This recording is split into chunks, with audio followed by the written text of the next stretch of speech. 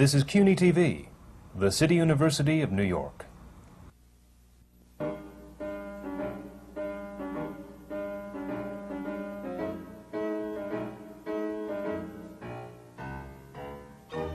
City University Television presents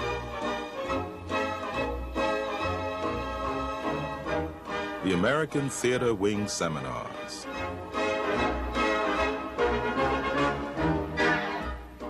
Working in the theater.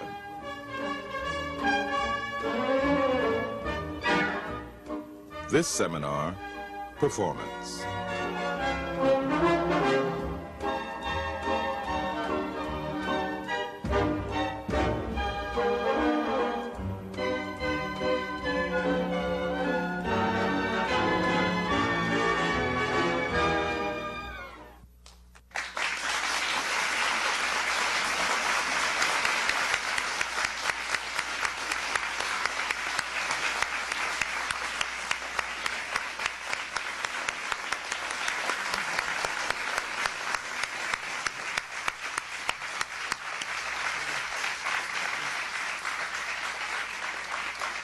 Welcome to the American Theater Wing Seminars on Working in the Theater.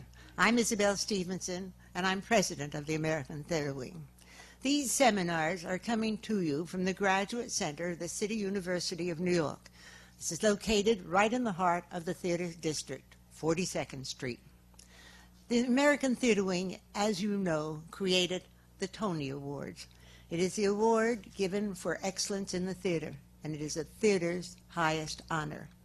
But the wing is more than that. It's more than the Tony. From the days of the Stage Door Canteen comes our hospital program. This is current today. We are bringing theater and live entertainment, professional theater, into hospitals and institutions. From our school, which was started as an outgrowth of performers coming back to retool their trade, we continue these seminars.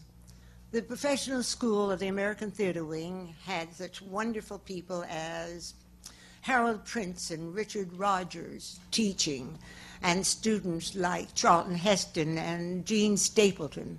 And the doors were always open so that the students could cross from musical comedy into directing, into producing, into even bookkeeping from a wonderful producer whose name was Herman Shumlin, and who taught at the Wing School.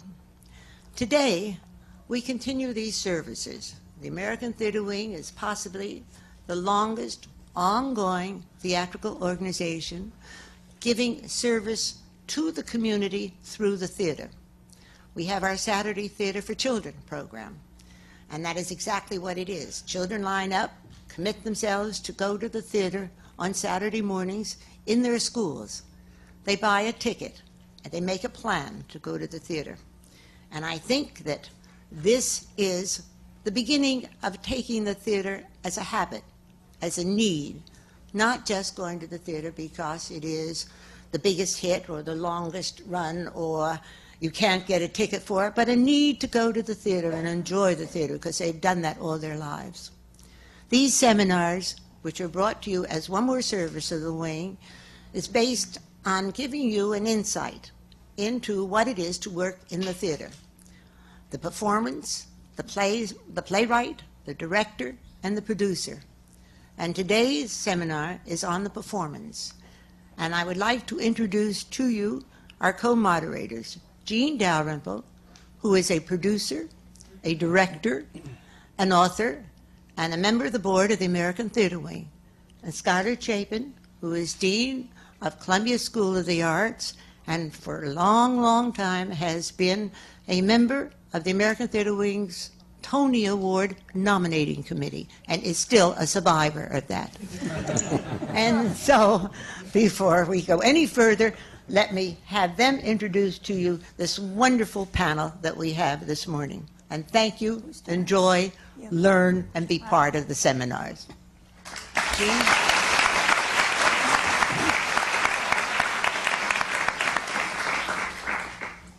I'm very happy to introduce at my far left a delightful lady who is currently in Sweet Sue playing Mary Tyler Moore's alter ego. A short time ago, she was in Bernard Shaw's Aren't We All, co-starring with Rex Harrison and Claudette Colbert. She's also fourth generation of the famous Redgrave acting dynasty in England. She's also a founding member of Britain's National Theatre, and her name is Lynn Redgrave.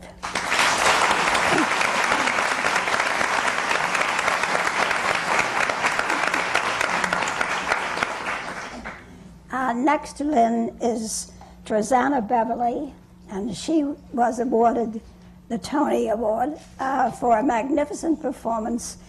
I have to read this name because it always escapes me. For colored girls who have considered suicide when the rainbow was enough. And as I said, her name is Trazana Beverley, a wonderful actress.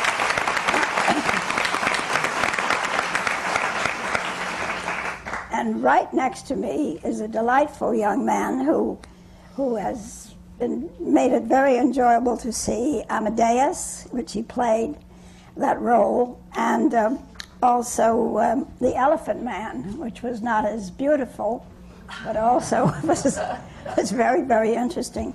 And right now he's playing in The Nerd, and he is the nerd. And that's Mark Hamill.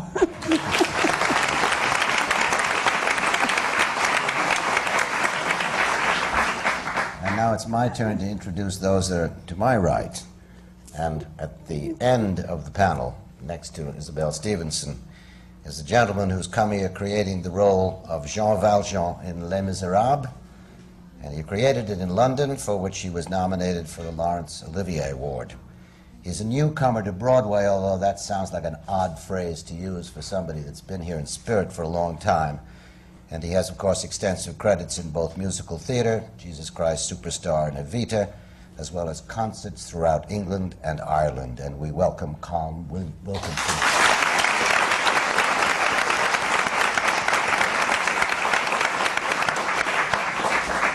The next gentleman is currently on Broadway in the smash hit Me and My Girl. He's an actor of long standing on Broadway. He's appeared in numerous shows, from Oklahoma to On Your Toes, and a few years back, a show that many of you may remember called Bravo Giovanni. He received the American Theatre Wing's Tony for his performance in Irene with Debbie Reynolds, and he's an old friend, George Irving.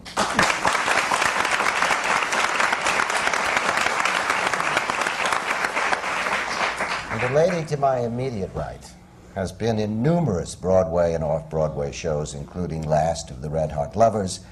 She was the star of her own television series, Alice, and she's now in Neil Simon's Broadway Bound, and if I may say so, gives an unbelievable performance. Linda Lavin.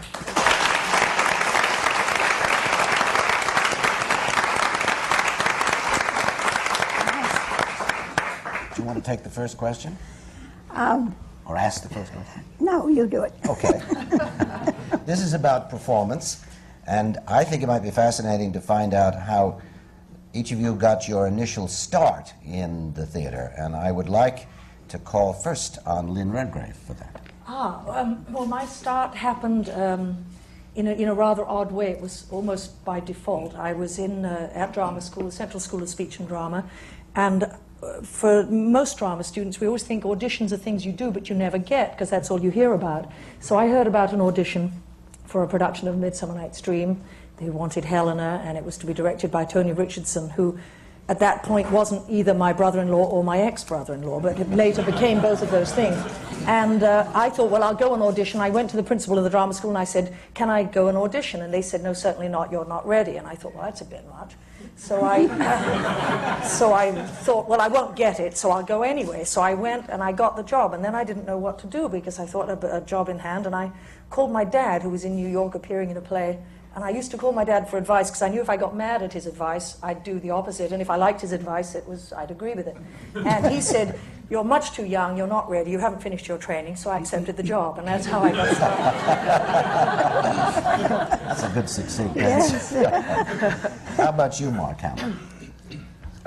Professionally speaking, getting started in the theater, I auditioned to replace Tim Curry in Amadeus. And I knew they were interested because they said if their first choice before me was oh gosh, don't go up on this. He was in Equus. He's a wonderful actor. Peter Firth. Peter Firth, thank you. And they were having problems with his green card, and they called me and asked me to learn the role. Ordinarily, you know, you take that with a grain of salt. They said, "Oh, you did very well. You know, don't leave town." You say, "Yeah, sure." But they told me to learn the part, and then Peter did get his green card. And they called and said, "You're not going to do Amadeus, but would you like to do Elephant Man?" At that point, I was really looking for any good role. And I said, "Well, that's fine if I can pass muster with the original director, Jack Hofstas, who was in California." And so I read for him at the Huntington Hartford Theater. And he said, "I think you should do this." And 3 weeks later, I went on. That's not a long time. I mean, but it was good in a way, because 21 days doesn't give you enough time to Worry. panic. Yes, you're just learning the basics of getting around the stage. So that was my start. And George Irving, I've always wanted to know how you happened to get into the theater. You always look like a banker to me.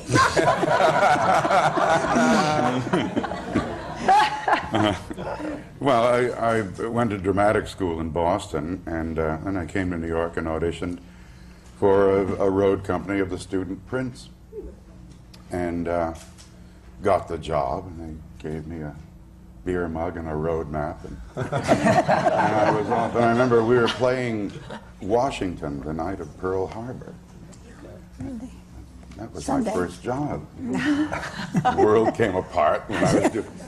As a matter of fact, in the book Day of Infamy, Walter Lord's book, in the first chapter, I think, when Pearl Harbor happened, they were looking for the chief of naval operations or something, and they couldn't find him in Washington. Yeah. And he was at the National Theater watching the student prince. His eyes are on my beer mug. That's how I got started. And Linda, dear? I was at college in Virginia, and I stopped off on the way back to Maine, which was home, in New Jersey to be with friends of the family. And they said, "You know, we have some friends in the construction business, and they're putting up a new theater here. Maybe you could get a job." So, life is amazing. I called the friends in the construction business. I was 18, and I said, "So how do you get a job here?" And it was a professional theater. It wasn't like a little theater, and it was stupid to even imagine that I could get a job from people in the construction business. And they said, "Well, the musical director is Milton Rosenstock, who was one of the greats, and he's in New York, so if you can find him, then you can probably get the job." So I found him. I looked him up, I guess. Innocence is amazing. I took a Greyhound bus into New York. I went to his apartment, something I would never do now. I sang for him, and he said, "Read this," and put a piece of music on the piano, and I could read music, and he was astonished. I mean, this is New York City. You know, they were having auditions at the Variety Arts Club on 8th Avenue, and here this little jerk comes to New York and sings for this major musical director, and he says, "You've got the job." And I thought, this is a nightmare. This is not... And I just sort of floated all the way back to New Jersey, and thought, this is easy. Show business is easy. What a life I'm going to have. And that was my first job, and I did that summer, 10 shows in 10 weeks. You know how we did that. We were the resident chorus, and then I went back to college and finished my education. Good. And then it got hard.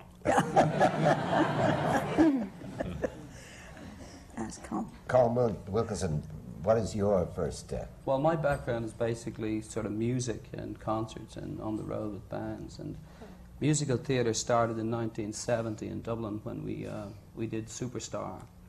And they heard about me in London doing Judas. I was playing the part of Judas. And when my mother heard I was going to do Judas, she wouldn't talk, being an Irish Catholic, she wouldn't talk to me for months afterwards. But they came over and they saw me doing Judas, and within 3 months I was in the West End doing it. And I remember I couldn't get used to this because they were saying, "Well, we have 6 Jesuses and 3 Judases." And this was incredible being sort of an Irish Catholic and taken out of Dublin straight into London. And he said, well, one Jesus does it this way and the other Jesus does it the other way. And they were using this name all the time. It sounded very profane to me. But eventually, I got used to working. I worked with about 8 or 9 Jesuses and about 10 different sort of Pontius Pilates and all sorts of things like that. It was a baptism by fire, I can tell you that. But I remember the one line that they said, there was a man called Anthony Bowles who, I'm sure he won't mind me imitating his voice, but he said, you know, he said, good Judases don't grow on trees. I couldn't believe that.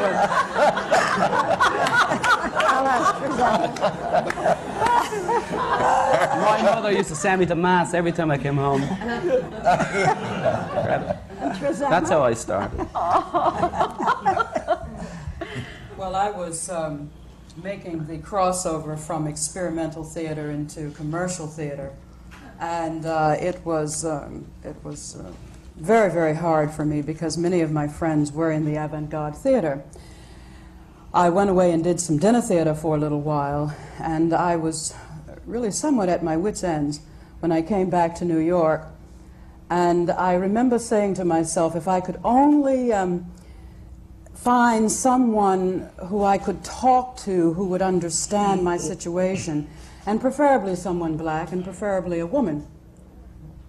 And in moments of crisis, we can get very, very bold that way. And many people had been telling me about an actress named Novella Nelson, and her name was all around me for about a month or so.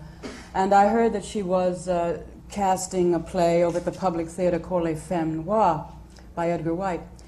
And I went over there not to audition, but to talk to her.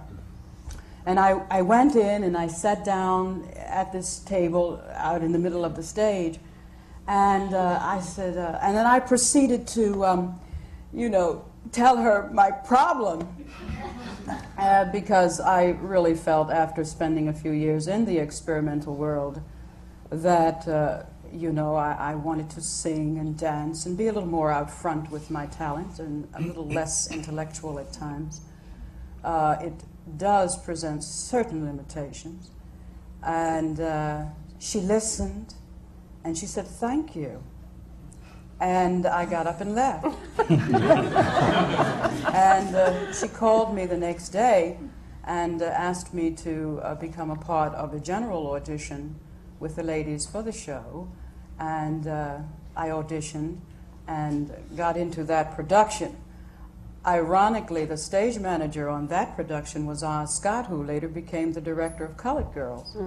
So you see how things work out. Yeah. How did you get to the Public Theater, then? Through that production. Through that production? Through that production, and I met another lady, Barbara Montgomery, who was in that production, who said to me, I want you to understudy me in My Sister, and one thing kind of led to another. And then, as Linda says, it got hard. Yeah. It gets hard. Yeah. Did it get hard for you, George? I don't think it ever did. No. No. I want to hear what led up to all these accidents of being. Yes. Had you, I know, had studied, right? Yes, I had studied voice, and I'd been to dramatic school, and it just seemed to progress from one show to another. Dramatic school where? In Boston, a school that no longer exists. It was the Leland Powers School. It was an excellent school, really. But it is now defunct. It was right behind. Not because of you. No, they plodded on for a while after I left. I think, Isabel, we have a group of people who got going very simply for a change. I can't believe Usually that. we have a long story. I can't believe that. There has to be something that led up to the construction company. You know, you could have asked for a job as a secretary with a construction company. Why did you want to be in the wanted to theater? act. I wanted to perform. That's what I want to know. I did not want to be in the construction business. That's right. But I do now.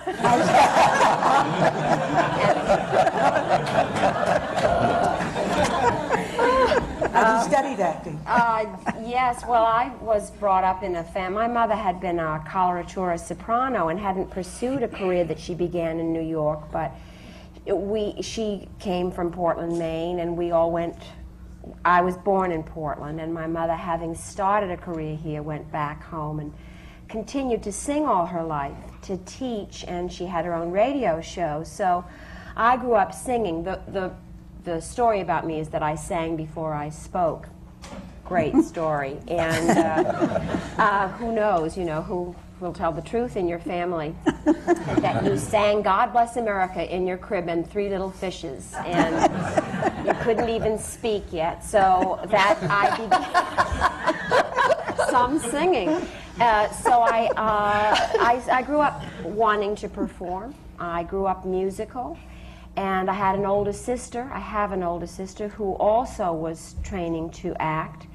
And then when I found that out, I thought, well, I guess I can't because she's going to. And I thought it was my idea, and you know. So I pulled back from that for a long time. Did little theater in Portland, Maine. Did theater wherever there was, in the schools, in the Jewish Community Center, wherever there were shows. I auditioned and performed, and was always encouraged to do so. And so when it came time to go to college, then it changed. Now you're going to college, and enough with this. You're not going to be in the theater. But you can go to college and study theater if you want, but you have to do something more serious. So I thought, all right, I'll study French and I'll be an interpreter at the United Nations, which is really stupid. That's much harder than getting into the theater. And since I chose such an option, theater was the natural road for me. I worked in college all the time in the theater, not on my studies. What college did you go to? William and Mary in Virginia. I found a school that had a wonderful small theater department, a liberal arts college, and the theater burned down the year before I got there. So we performed in corners of libraries, rooms that had never been used for theaters before were suddenly formed, you know, out of that necessity. Such invention took place at this school. Then in my sophomore year, the most equipped, what they call the finest non-professional theater in the country was built with the aid of Rockefeller funds. We had the first Eisenhower lighting board. Nobody knew how to use it. It was a preset board, and we were all pressing buttons, and lights were going off. And oh yes, and we had a terrific training in this small college. That's where I got my training, and I was eager to get out and eager to get on with it. So I hurried up and went to summer school and got out in 3.5 years. My parents, meanwhile, moved to Boston. I went to live with them and joined the Charles Playhouse, then a regional theater in Boston, a repertory company. Had been founded by a great company of actors. I joined them in their last season. You know, I'd get to school, the theater would burn down. I'd join a theater, it was their last season. But then we all moved to New York that following year. And so that was in the meantime, I had that job in summer stock. Went back to school and finished. Came to New York, all of us from Boston, and went right to Bloomingdale's to work. I worked in handkerchiefs, Olympia Dukakis worked in kitchenware, and Ed Heffernan was working in men's. All these actors who had a tradition in the theater were now selling retail. Aren't you lucky that there wasn't any Bloomingdale's in London or in Dublin? Yeah. Well,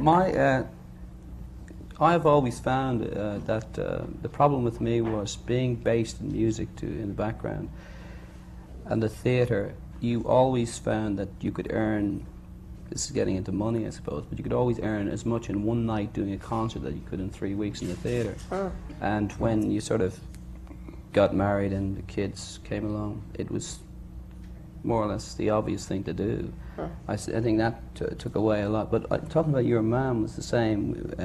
My mum was from the west of Ireland, and she was involved with amateur dramatics there, and the Irish have a way of sort of telling stories and gesticulating and acting out stories, and I always remember her doing this in the middle of the floor. And of course there were 10 of us, 10 children, so she had a captive audience in her. And I always remember her singing, but always at the sink, while she was doing the dishes or getting meals together. And my sister is an actress, Rebecca, And I went to RADA for a couple of months while I was in London, and to be quite honest, I never really had time, because there was always somebody on the phone saying, I'm not saying it was immensely popular, but there was people saying, you want to do this gig? And they'd say, it's X amount of bread, and I'd say, yeah. And so I never really got a chance to do sort of the things I really wanted to do, and I was a bit afraid of it too, to a certain degree, like fringe theatre and stuff like that. But I always remember Rebecca saying, well, you didn't have to go to acting school because you had an acting school at home with my mom and the stories. And we all, every Christmas, we had, the families would get together and everybody had to do their piece. I used to sing, I remember my father was very political minded, and I used to sing this, well, I used to sing various songs, but at school in the Gaelic language I used to sing this particular song, which was very political and very, you know, at that time the feelings of, you know, the political scene in Ireland. And they used to take me out of bed and put me up against the wall, and I used to sing this song, and they'd be drinking Guinness and smoking cigarettes listening to me singing, you know. But that was the kind of thing that used to happen to me as a child. And you learned to sort of react to people, and you learn to, on the road especially with bands, you learn to communicate with audiences very, very quickly. I mean, people say, when I'm doing things now on stage, they say, well, how do you do this, and how do you sort of make your sort of contact with audiences? Well, I've had to go from one night in one place to an audience who are absolutely ecstatic, to an audience who are like the fridge door opening, you know? So you learn how to really manipulate people, not manipulate people, but sort of make contact with people, and that was my sort of background into sort of legit theatre, as they call it. I did small things with sort of televisions, but basically my mother was a great, and she was always very encouraging and very musical and very into theatre, very dramatic. So that's where I got most of my stuff from. Go on, I'm sorry. No, I just wanted to ask Lynn Redgrave, since you were talking about the family, coming out of the family that you have, and carving out your own niche, must have presented problems from time to time. Well, I think it did in a way, but because there was just so many actors and they were all so damn tall, you know, you couldn't sort of ignore them. But I was determined that once I decided I was going to act, that it was my idea, and people would say, of course you're going to be an actor, and I always said, no, no, no. And when I decided I did want to be an actor, I became totally stage struck, and I decided to kind of persuade myself it was my idea. I was the first one with this brilliant idea. And I remember auditioning, the first drama school I auditioned for was the London Academy of Music and Dramatic Art. And I had all this wonderful coaching I could have had at home for the pieces, and I didn't want it to be anything to do with them, so I never went to them. I was also terminally shy, so I didn't know how to say to anybody at home, would you hear my speeches or help me, give me a little coaching? So I remember going to this audition at Lambda, and an actor friend, I said, have you got any advice? They said, well, always take your moment before you do it, you know, just take a moment. Don't do it till you're ready. So I thought that's good advice. So I went and they said, in your own time.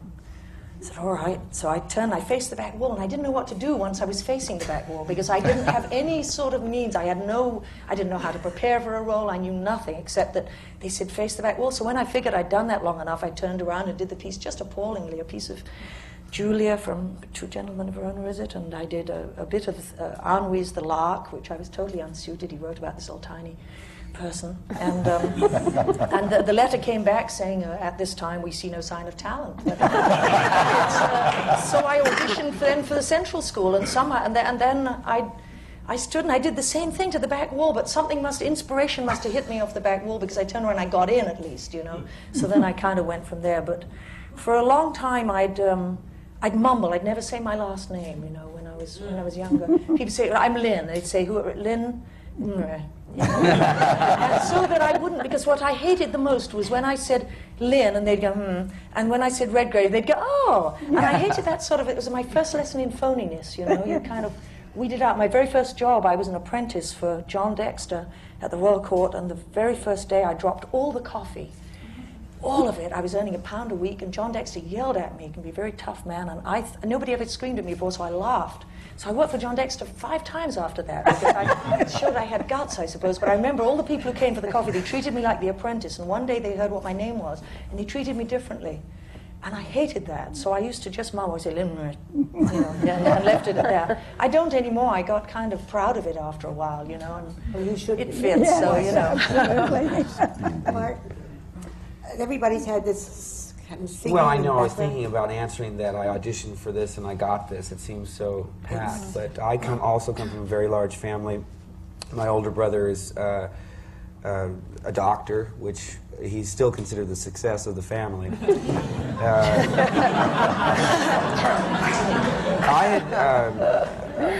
We had moved around. My father was in the Navy, so I think there's a tendency to try and adapt. And I find that many actors living this chameleon-type life, you can recreate your life. You can say, what didn't I like about myself in Virginia, and how should I change that when we moved to Pennsylvania? But I was always interested in puppets and magic. I loved films, and I eventually saw a live theater production. I saw The Subject Was Roses with, I believe it's Irene Worth, not Irene Worth, and Jack Albertson and Martin Sheen, and it changed my life, quite simply. And you couldn't really tell your family and the people when you took your SATs, you know, when you had to check your profession and said other, well, I wasn't about to write in actor, because I didn't want to live with that, the kind of razzing that you take from, but I knew from that moment that that's what I had to do, and it made more sense to me. Movies seemed to be made somewhere else, I didn't know where, and they were fantasies anyway. Theater, I would go around and stand by the stage door, not to ask for autographs, but to see the people I saw in the plays leave. I mean, what, did they wear their costumes to the play, or it was real to me. This was something that could be, if you reached out, you could grab them by the ankles. And so I just started doing plays in school from about the 7th grade, so I guess I was about 12 or 13. But see, I had always organized these backyard shows, you know, where you get all the kids from the neighborhood, and I thought they were fantastic. I remember, though, we were using the garage to change, and my father was leaving for work, and he'd seen this enormous 2.5-hour production that's in our backyard, and I just thought it was great. I couldn't understand why people weren't throwing themselves at my feet, and my father said to my mother, "Sue, have you ever considered psychiatric?" for the boy, because I had just finished doing cartwheels and backflips and imitations of Marlon Brando at 6. I mean, it was strange. I know it must have been strange, especially for my family. But I was very serious about it. I used to read theater worlds in the libraries at school, and I tried to read everything I could about the theater. And then my father would go on business trips to New York. I could go along and get single tickets and go see shows. And the first year I came was, I think, 66. But then I went, after high school, I went to high school in Yokohama, Japan, and when we were coming back to California, I wanted to come to New York, but there was an audition a backers audition for a musical, which I did. Am I going on too long? No. All right. A brief biography. But very quickly, I auditioned for a backers audition for this show that I got, and it ran through the end part of August. Now, in those days, if you weren't in school, you get drafted. So I went to City College in Los Angeles, which has a very fine theater department, at that time headed by Jerry Blunt. And they had the repertory situation, which I thought was very important. That, in other words, you couldn't get on stage until you'd been there 2 semesters and taken tech, and they make you take everything. I mean, I even had to take wardrobe, and if you were inept at sewing or something, I remember my job was sorting sequins, which would drive you mad. But you learned. I worked in the electrician's booth, I did all that, and I think that's very important. I also worked at the Renaissance Fair in a company of players that did maybe 6 or 7 shows a day. So you had small walk-on parts and you had bigger roles. And you also were learning improvisationally to work in the crowds and stay in character and so forth. So 2.5 years of drama school, and I started doing television and so forth. But when I think back on the answer, well, I auditioned for Amadeus and I got the Elephant Man, that wasn't day one. That was 8-9 years down the line. Right. Trazana, I think, would be very interesting. Well, I trained at NYU School for the Arts, and like you, I had a very similar experience. I was always interested in puppets. I always had a marionette, a hand puppet. I was always doing shows. my brother and cousin have these stories about me tying them up in rope down in the cellar and making them do things. All my life. And when I was young, I could do impersonations. I could sing like Johnny Ray. That was my big thing. And, The Clouds, a song. And they used to make me do that. And I learned, like you did, very, very early to present myself before people. And I started out at a small college in West Virginia, where I realized after a few years, for my own mental health, I better get out of there because that was not the place for me. And I transferred to NYU School for the Arts, which was at that time a brand new school. And I must say that as a black woman in the theater, and a young black woman, I consider myself extremely blessed to have been exposed to some of the masters that I was exposed to in my training at NYU, people like Lloyd Richards and Peter Cass and Olympia Dukakis and Nora Dunphy in speech. I mean, these are the kind of teachers that were all under one roof in the early 60s when I went to NYU. And I consider that combination of good training and the God-given talent that I have to have produced the artist that I am today. And as I said, there was a sort of natural progression from NYU into somewhat of an alternative theater, as it was called in those days. But I found quickly that I was a very large actress, and I wanted to say more. And, one thing led to another up into the public theater story, I guess. How did you feel about Death of the King's Horseman? How did you feel about working in that, which is a play that you were... Yes, that to date has been the most difficult acting assignment I've ever had. I must say that I did learn something from it, and I'm glad that I did. I elected not to read the reviews because I had an experience in Chicago not long ago when I just knew that my reviews were outstanding, and a half hour before I went on, I read one, and it blew my mind and upset me, so I decided that was not the thing to do. We're too vulnerable when we're playing these roles.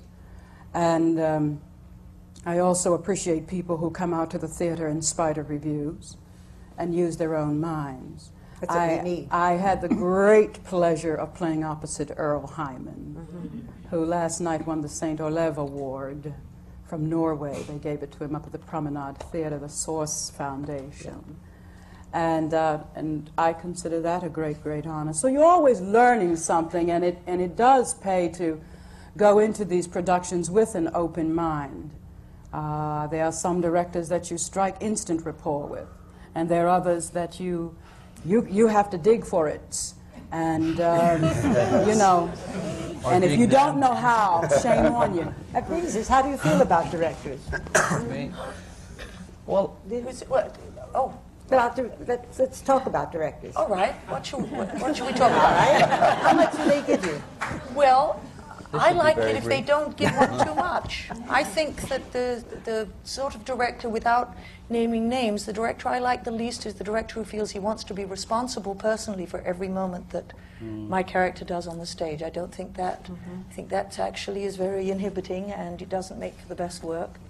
And I like very much directors who create an atmosphere where you feel very free to be hopeless, to be foolish, to be as wonderful as you hope you could be, to try anything and never feel that you're being cautioned. I loathe it when somebody says, "Oh, don't do that, that won't work."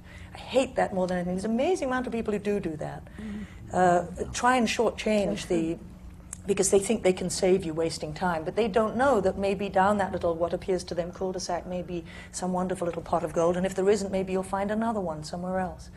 And it's hard. For the first job that I mentioned, Tony Richardson's wonderful, because he used to say, "Oh, darling, just come on and do something absolutely marvelous center stage." It was kind of fun. We were all terrible in it, but it was very encouraging, Yes. I've always believed that the essence of genius is simplicity, and I've found with, I have to mention Trevor Nunn in this, because I don't know whether No anybody way of hears. avoiding this. Right. He's just, for me, and John Kerr, they just seem to, they co-directed the Miserables, as we call it. And he just has this facility to bring the best out in people with the least amount of interference, as you said, Lynn. And he just let you do your thing, but he would, in a great way, be able to mold what you were doing into what he wanted. But he would never get in your way. And he would just encourage people. And he never once lost the temper or lost his cool, and he was dealing with a lot of different people. I mean, especially in this, where he was dealing with young children. And I remember seeing him in the Barbican one time, and the pressure of this show and et cetera, was really heavy. And he was, at the same time, I believe, doing auditions for Nicholas Nickleby for the second time into America. And he was really under an awful lot of pressure. And I remember seeing him sitting down and talking with the young Cosette, which is the young little girl in the show, about 8 or 9 years of age, and talking to her for about 20 minutes. And there were people on the phone and trying to get him away, and just sitting there. He was just I just found him an amazing, amazing man. He had this facility to push huge productions into shape with the least amount of jumping around the place and using, you know, these jawbreakers, these guys. I've always found that people who use big, long words and big, long they don't know what they're talking about, basically.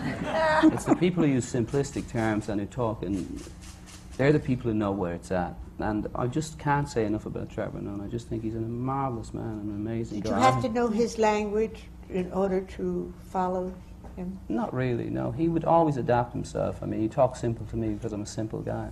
No, he was just a great guy, and everybody had the same experience with him, and he was able to get the whole thing together and get the ensemble together and get everybody working as a unit and get the best results. And he has this innocence or something, I don't know what it is. He has this conception of theatre which is outside. I know he's a great businessman, I know he's made a lot of money, and there was a lot of scam in the paper about how much money he's made outside in commercial theatre out of the RSC, but he is the best, and if you want the best, you pay for the best. That's what I say. But he always he has this approach, and you sometimes think that he's actually joking with you when he talks to you. He talks so innocently and like a child about what he wants you to do, and he's for real. I mean, it's for real, and when you see that he is for real, then it really gives you that enthusiasm that you need to do what you have to do. And he's just a marvelous guy. Linda, you've worked with a wonderful comedy director. You want to talk about Gene? Gene Sachs. Yes, I do.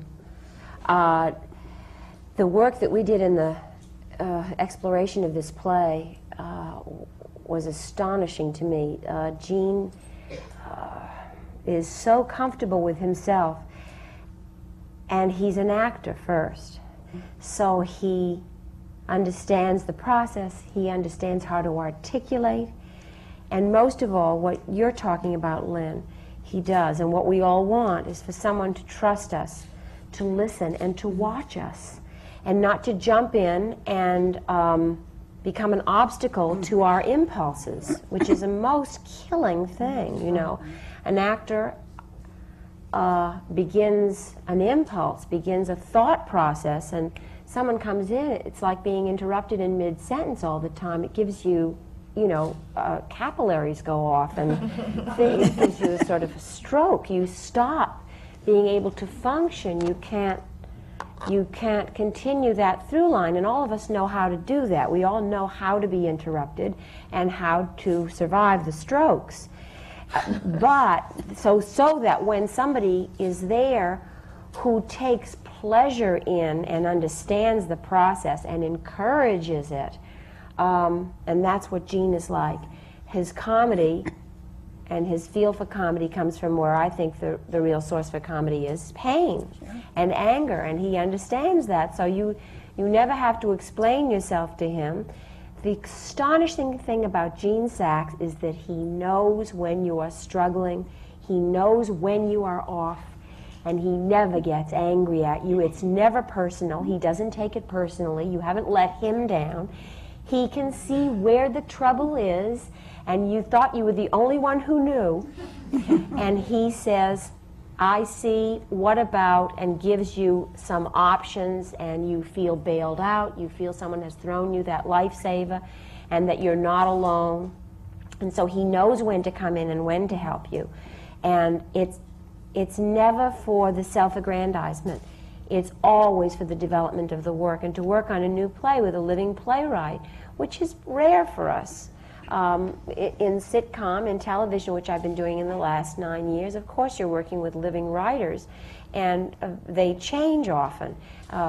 In over 9 years you work with many different people. But to work with Neil Simon, who's such a craftsperson, so skilled, so highly skilled that he can sit and listen to his play and watch you and never, ever blame you when it doesn't work, to the point where you have to say, wait, let me try it again, because he's rewriting it. He says, no, it doesn't work, and I can fix it. And you say, well, wait, I just try. No, he knows already. But he never says, she can't do this. He always takes the credit, the blame. And so the collaboration is thrilling. Wonderful. Yeah. They work wonderfully together, and always it was about exploring this play. There seems to be one common thread which is quite fascinating in everything you've said, which is the fact that, without saying it directly, directors that treat actors as intelligent people are obviously at the core of all this. George, what about you on this question? The way I like to act when they let me is with as much simplicity as possible. It's a story that we're telling. We're up on the stage. We know the story. They don't. And a director like George Abbott really insists on clarity, and it's the best way to work, I find. It's assuming the thing is written, that the thing comes out of the oven in some sort of viable shape. You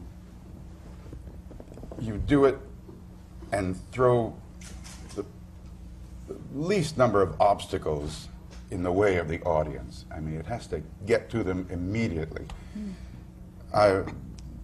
You know right away when a scene isn't working. You can almost see the word tilt go on over the stage like a pinball machine, and you feel it, and it's hard to get them back. And you try and find that in rehearsal. You try and find where it's going to say tilt. And Mike Ockrent is a wonderful director. He did Me and My Girl. The walls were covered with pictures from the public library and articles out of magazines about England in the 1930s. We were inundated with this stuff. Everybody brought in books of the period. A wonderful director named Tom Moore did Once in a Lifetime at Circle in the Square. And he did the same thing. He was a young guy. He was in the early 30s, but he really knew 1930 in Hollywood. And again, the walls were covered with stuff. And I remember Tom Moore saying to us at one point in rehearsals, he said, this won't do. You're not bringing me anything new. And that was kind of inspiring. It always seemed to me as though great acting is almost transfer of thought. If the actor knows exactly what he's thinking and talking about, the audience knows. And if he's a little bit befuddled about what he's talking about, the audience is worse. He never gets the idea. Mm-hmm. So it's almost as though you must transfer your mind out to the audience, which is what you said. The most trivial kind of comedy when you're playing. Yeah, well, particularly. For some reason or other, your mind goes to a shopping list or something that's been happening. Wow, you get it right back from That's right. Yeah. Amazing thing. Mark, what about you and this question? I've been very fortunate to work with some excellent directors, and I've agreed with nearly everything I've heard here today. The directors who have a clear idea of what they need from the performers have cast so perfectly that you are so close to what he wants anyway, that I found that some of the best directors you know, you'd be 3 weeks in rehearsals and say, gee, you know, he doesn't say or do anything, does he? Well, he's already done his job because he's found the exact people. Alan Arkin, I thought, on Room Service, I imagined him, he's always been an idol of mine, getting up and doing things and showing us things. He pretty much cast it and let people step back. Tim Jerome, that you're working with now, George, and all these wonderful Second City people that really knew their craft. And another thing, working with, I was so thrilled to be working with Sir Peter Hall. And that's another thing, I was worried that he wasn't saying anything. So they said, no, when he's quiet, he's happy, you see. That's right.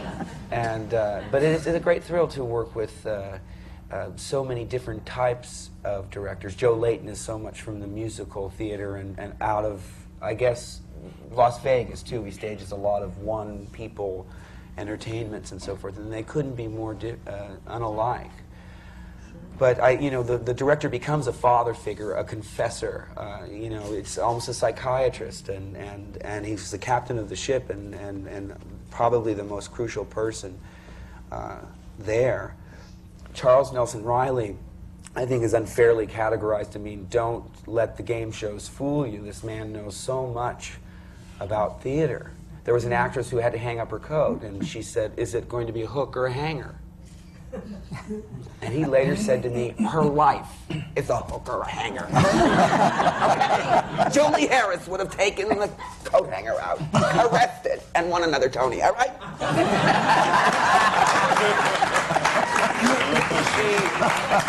She wouldn't have needed to ask if it's a hook or a hanger. Now, in this person's mind, it was showing that I am a professional, you know, person, and I'm getting this out of the way. I don't know whether I'm going to hang it up like this or have to take it out and do this. But this, you know, he's directed operas, and I have great respect for him, and I really responded to the person who said that he has a way of freeing you to go down those cul-de-sacs. I knew certain things were wrong or they didn't feel right, but like you say, you might plumb something from that little journey down the corridor that you know is going to be a dead end. And I mean, he's so positive and brings such joy to the theater, you can't wait to get to rehearsals. I've worked on the other end of the scale is the directors that yell and use fear and intimidation, give you notes between acts. It can be the agony, it can be the ecstasy, but I've been very fortunate indeed. I think what you're all saying, though, is because you're all professionals and you're all able to listen to a director and know what he wants from you and bring that forth. You don't have to be given all the notes. You don't have to be given all the steps on the journey. What happens when you first start? What happens when you're not ready and you're not sure of what he knows, and the director isn't sure that you know what he knows? Well, I think it's hard when you start. I always felt that when I was beginning, that whatever the director said, it was one's job to, my God, I must do that, because I didn't realize there were such thing as bad directors or inept directors or directors who didn't read the play and simple things like that. And I worked with some of those too. I worked with one on a production of Antony and Cleopatra. He didn't read it. He doubled up a couple of the parts. He had one of Cleopatra's soldiers come in and just put on another hat and not even a moustache and turn up as one of the other camp. You know, I mean, it was bizarre beyond belief, and just never read the play. And I didn't know there were such people until I'd got down a bit and worked with a few and realized that it's a hard thing. Sometimes you have to be open, because even the person who maybe is turning you off and may one day give you a bit of gold, so you don't want to be so closed off that person who you think maybe isn't too good is maybe going to just say something that could be fabulous, and so you don't want to always be defensive. On the other hand, you also have to be a little self-protective and say, it's my job to present the character as I see it, and then have all the input and the output to make that all part of what the playwright and the director want from it. Something that a director can do for you is to, if they watch and listen, as you go down those cul-de-sacs, as you journey through your impulses and your intelligence, because we're not only talking about instinct, is that the director can glean from that and direct you help you to expand on something that you may not be able to see but can, but have some instinct about or some direction toward. Director can take, I'm taking from something that you're saying now, can help you to clarify what you may not even be aware of. An artist has a clean canvas and begins the strokes, and somebody looking and listening can help you with that. That's, to me, a very strong trait in a great director, to encourage, to watch, to support, and to help you expand on something that you may not be daring enough to do, to encourage that growth, and only brings more growth. That's the process of work. That to go in with predisposed or proscribed ideas on how things should be is antithetical to the creative process. The process should be a surprise to everyone. That at some point in our seminars, I keep going back to a young actor who came out of Yale, who said that he auditioned directors. He was a star and he could afford to do that. And he said it was important to know how a director was going to work with you, not necessarily how you were going to work with the director. Interesting. And that keeps, because the director that you feel that is right for you can bring out the best in you. And at this point, we have to stop and take a very, very short break. We can stretch and stand up, but please don't go far away, because we're coming back again, and there'll be more on this as well as questions from the audience. And I see everybody writing, so I know they have a lot of things that they want to ask you.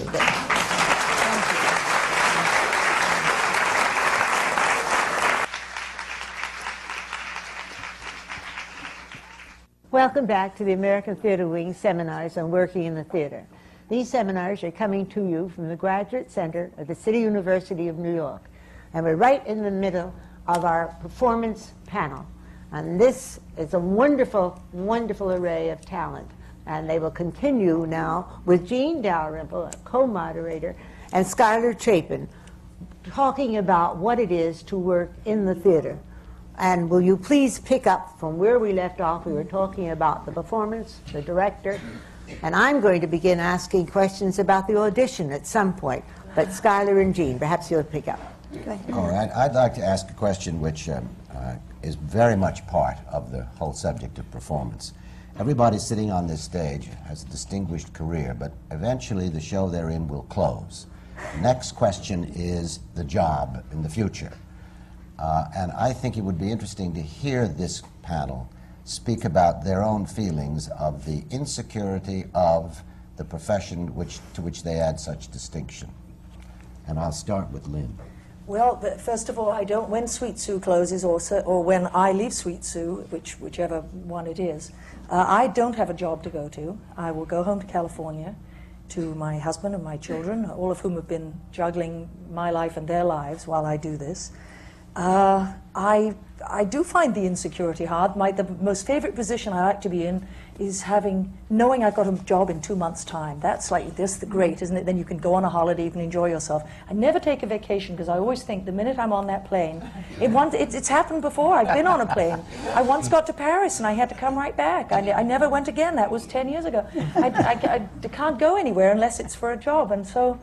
But I do also, I guess something perverse and weird that we like the insecurity. I do like the fact that even on a day when everything seems grim and I'll never work again, that the phone might go and I might meet wonderful people. I might get to work with one of these wonderful people who are up here, or with our distinguished guests in the audience, and a bunch of strangers or friends might get together and we'd open up a new script and we'll start all over again, and you never know when it's going to happen. And I remain mostly sort of perversely optimistic about the whole thing. I don't know why, I just do. And I almost never, I don't think there's ever been one time in my life where I had a job to go to at the end of any single job. And I've been an actress for 25 years now. I know why.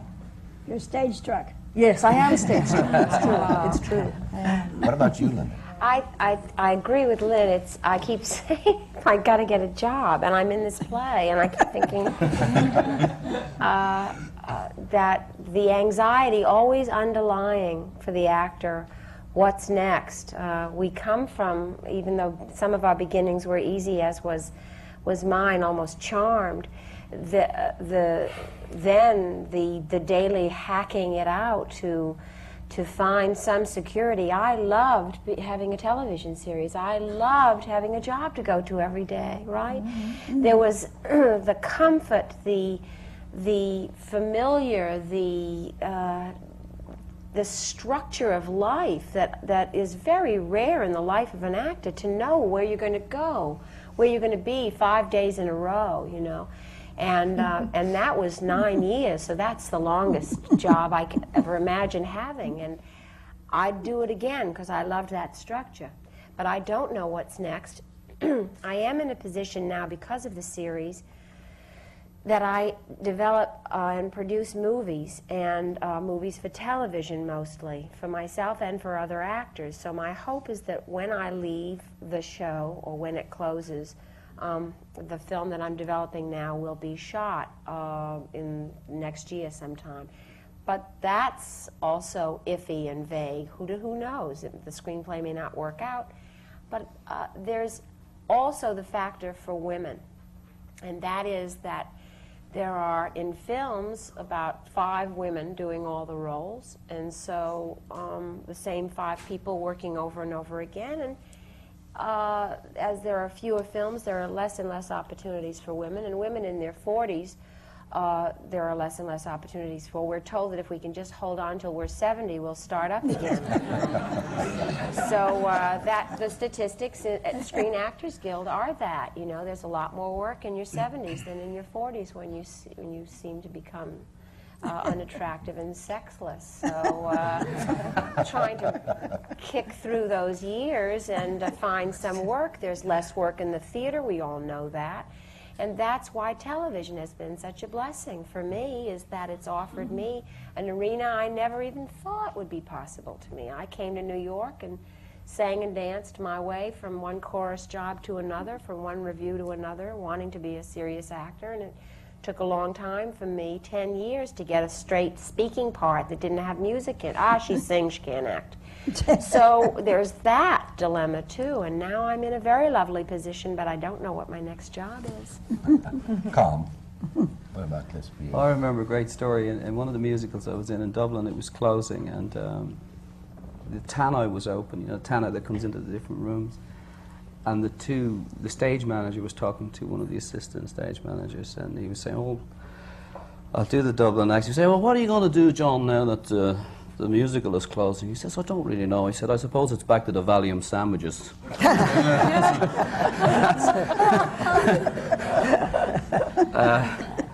My father used to keep on saying, "When are you going to get yourself a real job?" You get all that kind of stuff. But I, fortunately enough, without, you know that, you gotta get that one, you know. Or what do you do in your spare time? But I have, of course, the musical background, and I have a lot of things that I can do. The Abbey, I don't want to go on about what they've offered me to do, but they've sort of said the Abbey, which is the ensemble in Ireland, equivalent to the RSC, have said I can come back and do anything I want to there, which I would love to do. I thought also I would use this program to say, I'm free in October. If there's anybody out there?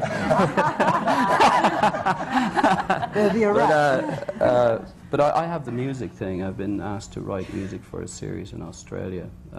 If you had your druthers, which of these would you choose? The Abbey Theatre, the right music?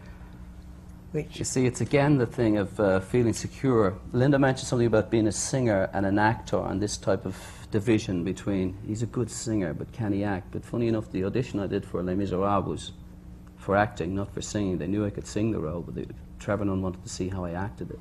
And I was very fortunate. Would you continue about the audition? I haven't done a lot of auditions, funny enough, in my time. I'm lucky enough to have been asked for things. People come along and say, we want you to do that, and I don't, I've been big-headed about that, but people have asked me to do things, and I don't really have to go and audition. But the audition for me is probably, I remember doing one in London, and it was quite funny, but it must be very soul-destroying. But I think the one thing that you must remember in auditioning is that directors are looking, like somebody just said, they're looking for a certain thing and for a certain person. And because you don't happen to be that person, you must not take that personally. People sort of take that kind of thing. You see people coming out absolutely devastated because they didn't get the part, or they thought they were going to get a part, and they're absolutely devastated because they didn't. But I must say that the one thing that sort of kept me going as regards to things like that, you must not take that, if a director is looking for a certain thing, and thank God Trevor Nunn was looking for that kind of guy, I am in this part, they go for that, and they don't, it's not personal, it's not down to your talent or your etc. If people could remember that going to auditions, that they're looking for a certain thing, and if you don't have that certain thing, then they move on to another person. I think that Trazana ought to tell us something about what you think about your next job. Well, after Horseman closed, people were asking me about that, and I just really had a peace about it. I had a faith about it that it wouldn't be too long before I would be working again. And I was just sitting here thinking that actors, if they have survived in the theater, all of us, whether we realize it or not, are drawing off of a strength and a power that is beyond ours. We are functioning off of faith, a faith from within. We believe in our gifts, we believe in our talents, and we believe that some power is going to sustain us. And I know that actors who have survived the profession are very, very strong people, whether they care to admit it or not. And I also believe that, like Lynn, that you must remain creative. You know, you have to remain creative. You have to look for other things to do. I write, I direct, I sing, and I do it all. And it helps me to survive. If I can't do it in New York, I will do it someplace else. And, you know, it's not always about making a whole lot of money. You can't even rely on that. It is about using the gifts that you have, and it's amazing the people that you come in contact with and the young people that you're able to inspire and influence. And to me, that's the bottom line. You know, we're blessed to have these wonderful careers and be out in front of people, but to be able to inspire young people and to keep that creative process going, to me, is very, very important. Very good. We're about to go to questions now, and I think that you have not been spared. These questions will come to you, too. So be prepared for some answers on both how you'll survive insecurity in the theater and how you'll survive auditions in the theater. Our first question, please. My name is Mel Silverman. I'm new to the business, and my question is to Lynn Redgrave, and it's a two-part question, at the beginning and now. How do you, what influences your decision about accepting a part? Do you read the play? Do you look to see who the co-stars, the directors are? And to what extent does the agent influence your decision? Well, to try and encapsulate all those, I'll take now. Right now, and for much of my career, I have not had an agent. I find I work less when I have an agent than when I don't. I work all the time without an agent, and I work much, much less with one. And I don't know whether I'm peculiar or paranoid or strange, or there's a little clone that some agency has in a closet that looks like me, but when I'm with an agency, I don't work nearly as much, and jobs disappear, and I don't like that lack of control. So to take the most recent thing, when I was asked to do Sweet Sue by A.R. Gurney, I had the advantage of knowing 3 things or 4 things right off. A, that it was definitely going to be done. That was a help. That Mary Tyler Moore was definitely going to be in it, that it was definitely going to be directed by John Tillinger, whose work I already knew, and that it was by a wonderful American playwright, A.R. Gurney Jr., whose work I also knew. So I read that script with all this foreknowledge, and that helped me a lot. And in fact, it was one of the fastest decisions I ever made. Now, long, long ago, you asked me about beginning. I mean, sometimes I do a job because I want to work with somebody, and I say, I'll swing from a chandelier for that person. Sometimes I've had to take the job for the rent. Sometimes I've had to do it where I think the piece is terrible, but the part is good, and why not try that role? There's never one thing, but when I started out, I didn't have any choice, and I often wonder, when I was sent the script of Georgie Girl, I'd in fact auditioned for a very small part in it, and when I was offered it, I often wonder, this was a film that nobody wanted to make and nobody wanted to release once it was made and everybody wanted to ban. And I wonder if I'd have had the smartness to know that that could turn into what it did for me and for everybody concerned with it. And it was so much easier when you didn't have choice, you know. It was, it's nice to have choice. I like it, but I'm not so sure how wise I am about it always. Thank you, Lynn.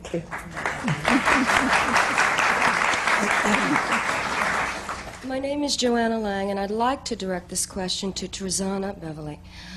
How do you prepare for a role encompassing the character, its being, its essence, and lifestyle when you haven't had any of these experiences in life?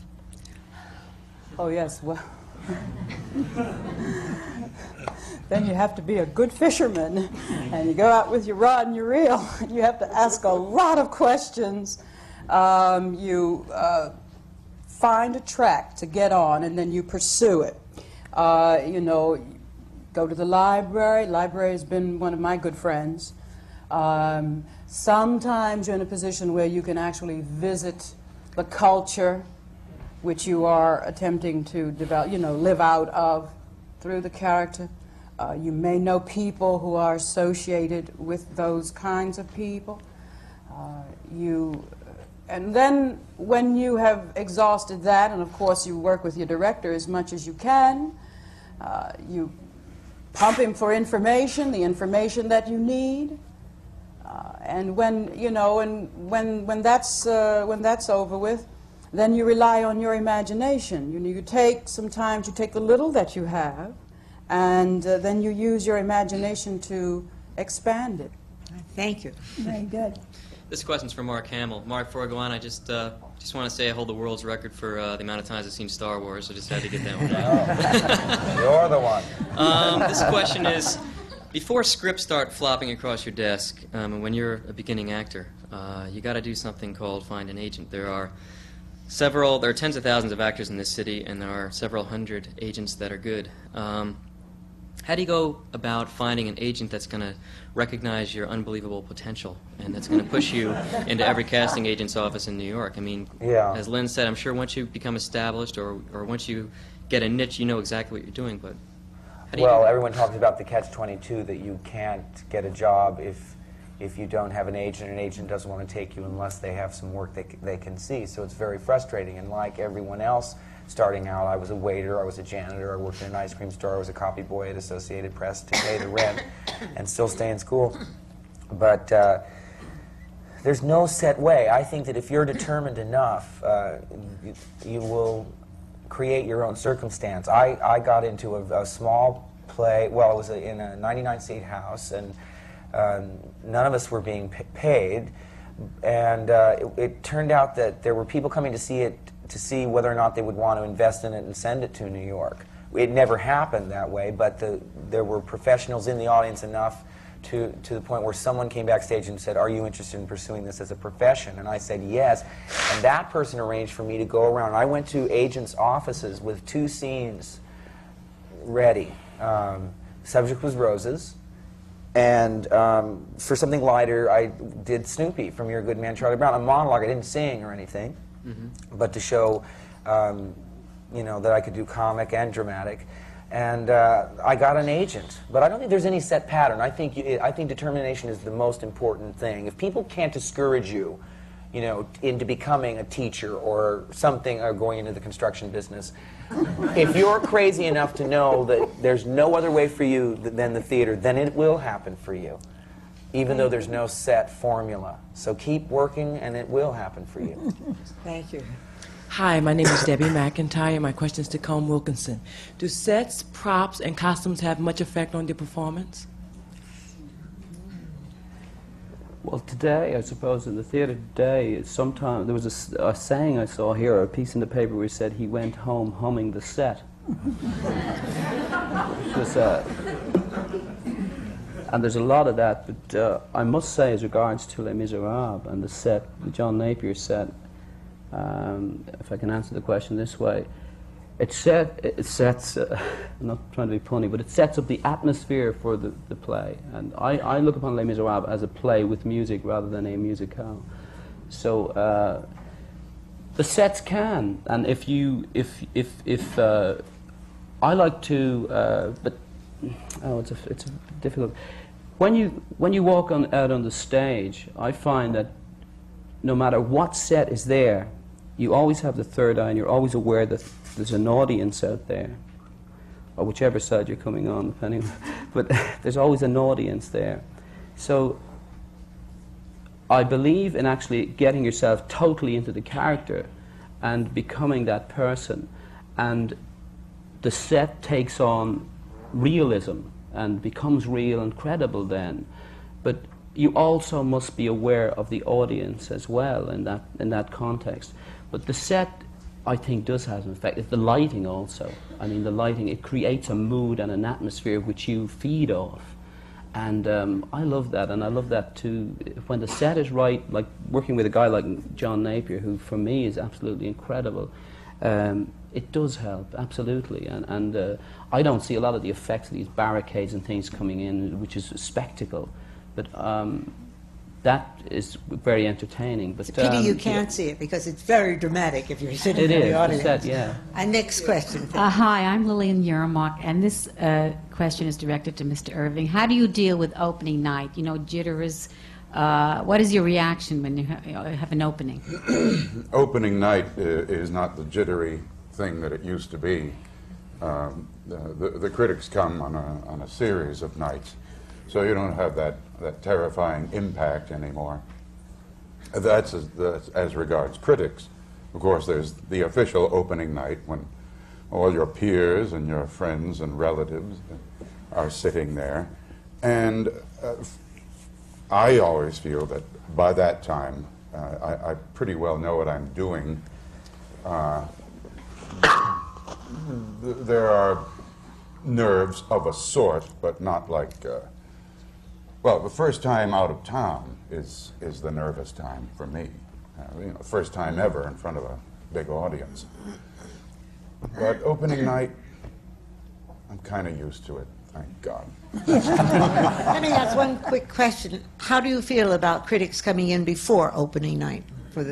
As they're now doing, they come in 2 or 3 performances before the opening night. They're asking to come in on a matinee. How do you feel about a critic on opening night? Can we do it quickly? It was a good idea in general that a critic should sit in a paying audience of people who chose to see that play. I think the only thing I don't like about New York is that the Times, who we know are so enormously influential, come on a Wednesday matinee, and I love Wednesday matinees, but Wednesday matinees on the whole are not representative of the whole audience, and I think it's a shame. I think that's not to say the Wednesday matinee isn't a lovely audience. I love Wednesday matinees, but it is not representative of a true regular audience of every night. And also, they never print the fact. They say their opinion as it is fact, and never mention the fact that maybe the audience felt completely different than they did. And I'll give you an example with the play I'm doing now. That the 3 daily papers came on a night when it was not a papered house, it was paying people, and they roared with laughter. Now, only Clive Barnes mentioned that, he said, I think it's a terrible play, I wanted to walk out, but the audience was screaming with laughter. Now, that to me is fair. I saw Police Academy and was appalled. I thought it was terrible, but it was making the audience fall out of their chairs, and I would have duly reported that. The other thing is that there is no other forum, or there's no other you know, in television, in feature films can find their audience. You know, nowhere in the world are the critics as important as they are in this city. In London, there are many influential critics. You know, I just find it extraordinary that, you know, that the Times, and I'm not saying Frank Rich, because I think it's whoever is at the New York Times, has such a power that the day after he raved about room service, there were scalpers on the sidewalk. And the day after he panned the nerd, we had 45% drop-off in future sales, theater parties, and so forth. So we're slowly building, because it is a word-of-mouth play, but that's just one of the realities of modern theater, and it's amazing to me. Do you feel that there's any solution? Somebody wants to speak quickly. Yeah, I just had a quick question. Linda was the only one that did get a question, and I had a curiosity. The outsiders think that it's all very glamorous and all the nonsense that real people working know. You know, it's not like that at all. As far as when you were working with 9 years on Alice, now you're in a little bit of a different situation there. How does the performer who's used to better visibility or more recognition, how does the performer justify the decision to... That's not a question, that's a statement. Well, how does the performer justify the selection of going into a Broadway show where you don't really have a great deal of... I think what he's saying is, how do you feel between television and the security of television and the insecurity of the Well, Broadway there's show? no security in television either. If your ratings aren't good, you're off the air. So I come from the theater, and I always want to work in the theater. And I read this part, and it was a part I wanted to do. So it was clear to me that this was a move that I needed to make. I think that one of the things that's so important, and we keep hearing about it each time on a seminar, is the power of the critics. The power of the critics, and when they say that, it's really the power of the New York Times. It is anybody that is the one critic on the New York Times. Well, I don't understand it because somebody put it down to economics, because musicals like the one I'm in cost $4 million to mount. So people have to be told that it's good because the tickets are so high to buy here that you need somebody to say, because you're not going to go if somebody has already said, well, it's not so good.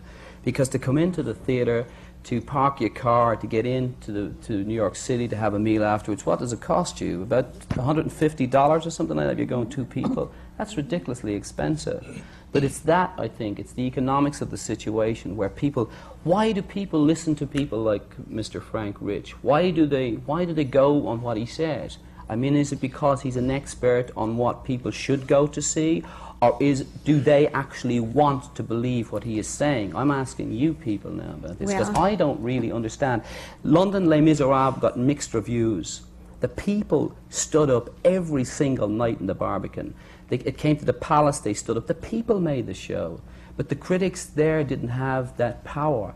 Here, I think it's because it costs so much to keep a play on or a musical on. I think that's a very important part of it. And I think that one of the things that, unfortunately, I have to bring this to an end, and then again and again and again, there's never enough time to fully explore what it is to work in the theater. Could we do a sequel? And what we're trying to do is to... We could run a television series on that. What we want to do is make going to the theater a habit, and it's twofold. It should be a habit of going to the theater, and we should bring down the cost of the ticket.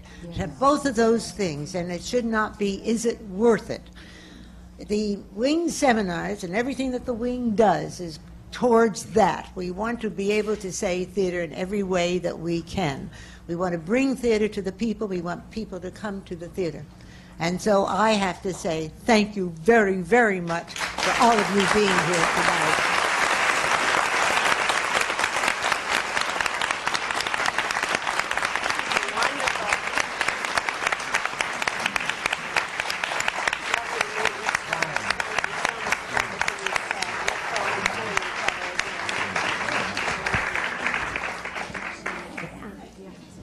Things calm down so much after opening night. I know I'm going to like it.